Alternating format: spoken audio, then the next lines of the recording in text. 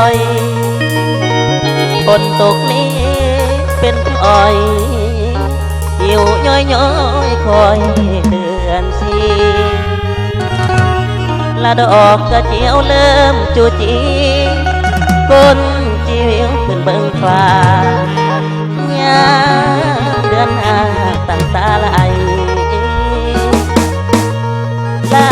คิดเห็นเดคิดเห็นสาวผู้นั้นที่เคยหักดอกกินเที่ยวเคยเดินห่วมทางเที่ยวปากกระเจียวแต่ข้าวนั้น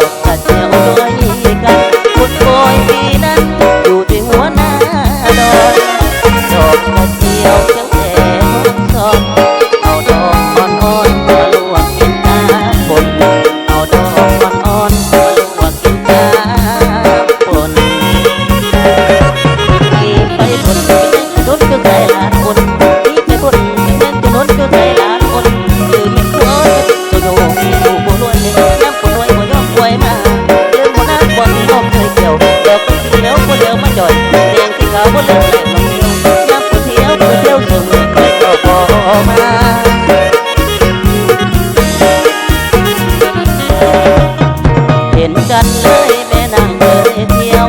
แม่ดอกกระเจียวบ่เลี้ยวขึ้นบ้านเฮาคนโศกกินโย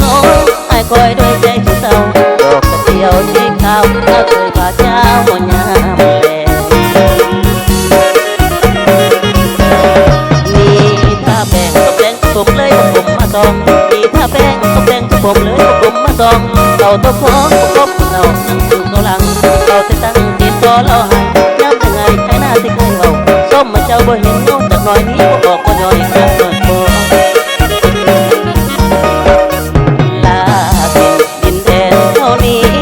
แม่ดอกกระเจียวบ่เลี้ยวทงเราใดคนโศกที่ย้อนไอ้คอยด้วยทุกทีไหลจะโหดเจ้าอยู่จังใดจดหมายบ่มาหา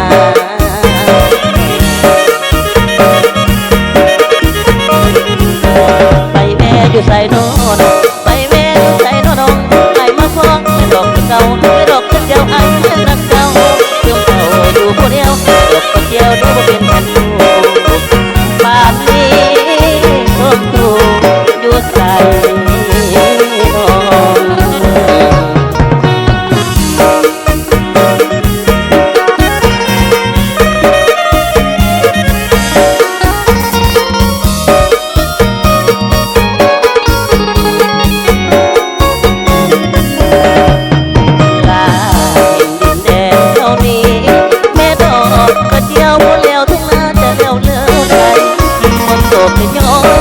คอยด้วยใจใจอยากรู้เจ้าอยู่จังใดจดหมายบ่มาไปแม่อยู่ใส่โน่นไปแม่ใส่โน่นไปมาฟ้องไปดอกเก่าไปดอกกระเจียวไอ้โน่นรักเจ้าจนเต่าอยู่คนเดียวไปดอกกระเจียวแล้วเป็นแฟนกูป่านนี้อยู่ใส่โน่อยู่ใส่